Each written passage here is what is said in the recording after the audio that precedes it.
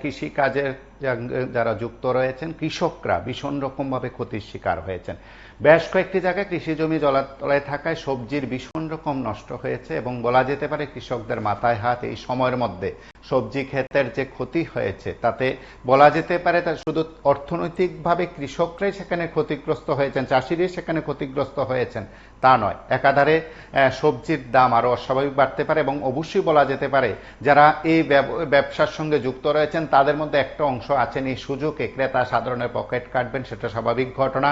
এবং অবশ্যই রাজ্যের বিভিন্ন জায়গার আমরা দৃশ্য আপনাদের কাছে তুলে ধরার চেষ্টা করছি, কৃষকদের কিরকম ক্ষতি হয়েছে সেদিক থেকে রাজ্যের একাধিক জায়গার বিষয় আমরা জানার অবশ্যই চেষ্টা করব, অবশ্যই আমরা কথা বলার চেষ্টা করব, অবশ্যই আমরা বিষয়গুলো উত্থাপন করার চেষ্টা করব। সেই দিক থেকে আমরা এই সময়ে চরিলাম বিধানসভার কয়েকটি জায়গার সেখানে দৃশ্য আমরা আপনাদের কাছে তুলে ধরার চেষ্টা করছি। সেখানে সবজি খেতে একই রীতিমতো পচন ধরেছে, কারণ সেখানে বিশ্রামগঞ্জ, বরজলা সহ বিভিন্ন এলাকার কৃষকরা তাদের ক্ষতির কথা জানিয়েছেন, সরাসরি সংবাদ মাধ্যমের মুখোমুখি হয়ে তারা প্রতিক্রিয়া ব্যক্ত করেছেন। তার পাশাপাশি সেখানে কিন্তু রাঙ্গাপানিয়া নদীর পার সেখানে ভেঙে যাওয়ায় কৃষকদেরও কিন্তু সেখানে ভীষণ রকম ক্ষতি হয়েছে, কানি কানি জমিতে সেখানে কৃষি ফসলের ভীষণ ক্ষতি হয়েছে বলে তারা সংবাদ মাধ্যমের মুখোমুখি হয়ে জানান। আমরা একবার শুনি তারা কি বলছেন। 3 দিনের বর্ষা, এর তো জল লাগিয়া শেষ। যেরকম চাল কুমড়াটা ধরা আরম্ভ হইছে, এটাও যাইতাছে গা। ওখানে খরান দিলে তো সবই যাইব গা, সবই যাইব গা খরান দিলে। এখন কিতা যে করতাম মাথা তখন কিতা করতাম। লচ্ছুই বেচছিলেন না কিছু? অল্প কিছু বেচছি, অল্প কিছু বেচছি। আপনার চাল কুমড়াটা একবারে শেষ। চাল কুমড়া খালি নতুন এই পুজোইটা হয়েছে না, চাল কুমড়া খেতে পুজিটা হয়েছে না, যে পুজিটা গেছে পুজিটা হয়েছে। কত টাকা খরচ হয়েছিল? কম হয়েছে নি আমার। আমি 3-4 দিন লাগছে এই চারটা শুধু দিতই। এরপরে যাহা খুঁটি মুটি কিটা বাস বৃদ্ধ সকল সবকিছুই আছে। এই জায়গাটার নাম কিটা? বরজলা। ইসলামগঞ্জ বরজলা। আপনার নাম কিটা? আমার সন্দেহ এগ্রিকালচারটা আইসে নাকি ওই? আইসে না মানে।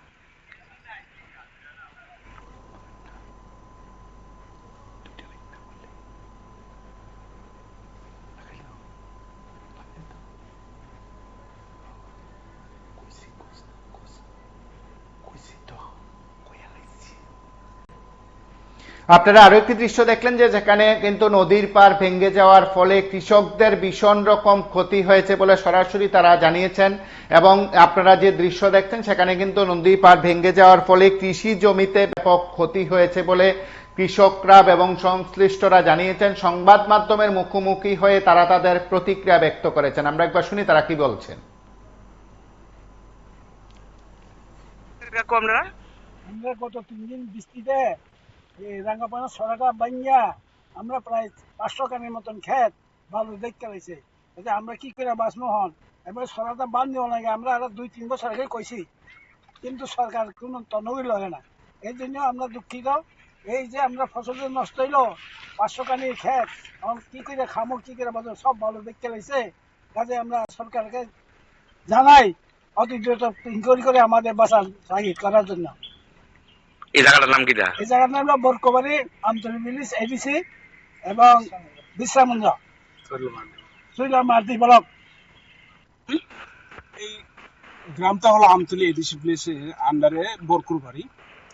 এখানে গত এই 3 দিনের বৃষ্টিতে এই রাঙ্গাপানিয়া নদীর পাড়টা ভেঙে এখানে শত শত কারণে জমিতে বালু পড়ে গেছে এবং যারা যে কৃষকেরা ঋণ নিয়ে জায়গা জমিটা করেছিল তারা, কিন্তু এখন তাদের এই বৃষ্টিতে নষ্ট হয়ে যাওয়াতে তাদের এখন বাঁচার আর কোনো উপায় নেই।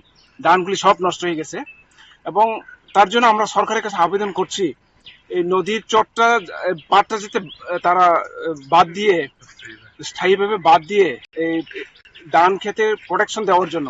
এবং তার জন্য আমরা এমএলএর কাছে আমরা একটা আবেদন করেছি এবং বিডিওর কাছে আমরা আবেদন করেছি।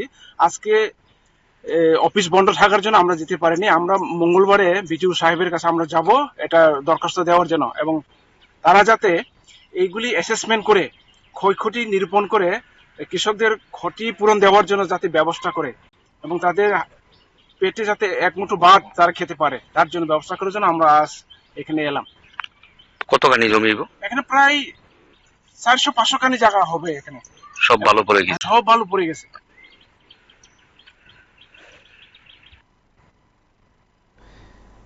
আপনারা শুনলেন সেখানে নদী পার ভাঙ্গনের ফলে কি ক্ষতিগ্রস্ত হয়েছেন কৃষকরা, বা বলা যেতে পারে টানা বর্ষণের জেরে কৃষি ফসলের কি ক্ষতি হয়েছে। চলিলাম বিধানসভার বিভিন্ন জায়গার সেখানে কৃষকদের কথা, কৃষকদের অভিযোগের সেখানে অভিমত বা তাদের যে ক্ষয়ক্ষতি হয়েছে সেই বিষয়গুলো তারা সরাসরি সংবাদ মাধ্যমের কাছে তুলে ধরেন এবং তারা প্রতিক্রিয়া ব্যক্ত করেন। আমরা রাজ্যের একাধিক জায়গা থেকে কৃষকদের কাছ থেকে এই ধরনের খবরাখবর অবশ্যই আমরা আগামী দিনও আপনাদের কাছে আমরা তুলে ধরবো। রাজ্যের বিভিন্ন জায়গায় যারা কৃষকরা ক্ষতিগ্রস্ত হয়েছেন তাদের সঠিক ক্ষতিপূরণ নির্ধারণ করে ক্ষতিপূরণ দেওয়ার ব্যবস্থা প্রশাসন সরকার করবে বলে আমরা আশাবাদী। সেদিক থেকে প্রশাসন সরকার কি উদ্যোগ গ্রহণ করে সেটা সময় বলবে। আপনারা সঙ্গে থাকুন, দেখতে থাকুন PB24।